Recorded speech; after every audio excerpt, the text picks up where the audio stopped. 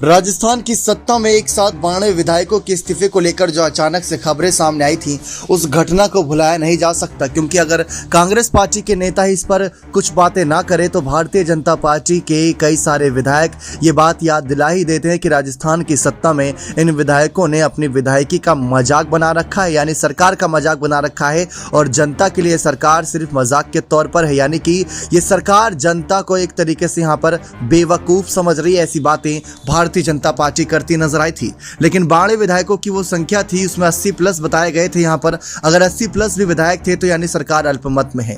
लेकिन कुल मिलाकर देखा जाए तो 92 विधायकों के इस्तीफे का फैसला डॉक्टर सीपी जोशी को लेना है। लेकिन डॉक्टर सीपी जोशी तो इस समय इन सब मामलों पर चुप्पी साधे बैठे नजर आ रहे हैं। वो कोई फैसला सुनाने को तैयार ही नहीं हो रहे।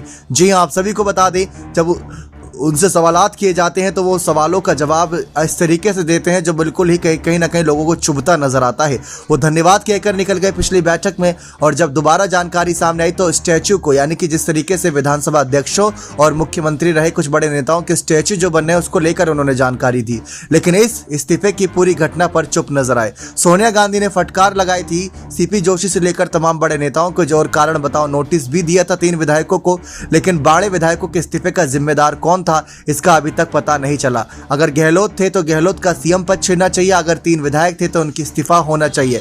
क्योंकि ये हमारा नहीं बल्कि विधायकों का ही कहना था कि आज ऐसी घटना राजस्थान में हुई, कल को ऐसी घटना किसी और राज्य में कांग्रेस खेमे ही कर सकता है। और ऐसे में तो सरकार कभी भी अपनी चलती रहेगी, लेकिन चेहरे जो होंगे सीएम पद के लेकर वो कभी भी नहीं बदलेंगे। प्रीति शक्तावत का आपको यह बयान ही याद होगा कि अगर पायलट को लेकर गद्दार धोखेबाज कहा गया तो वो कहीं ना कहीं अपने आप में ही मायूस कर देने वाला पल था। तो ये सारी चर्चाएं आज के समय में देखा जाए राजस्थान की सत्ता में हो रही है, और इन्हीं सब को लेकर मुद्दे बनाए जा रहे हैं राजस्थान की सत्ता में।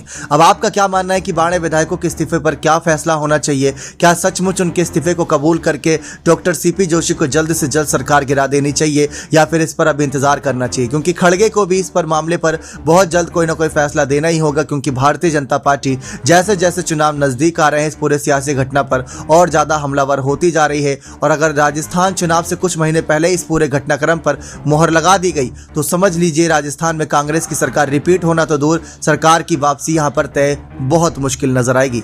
देखना दिलचस्प होगा कि राजस्थान की सत्ता पर इन 92 विधायकों के इस्तीफे का क्या एक अंतिम फैसला होता है। नेक्स्ट 9 न्यूज रूम की रिपोर्ट।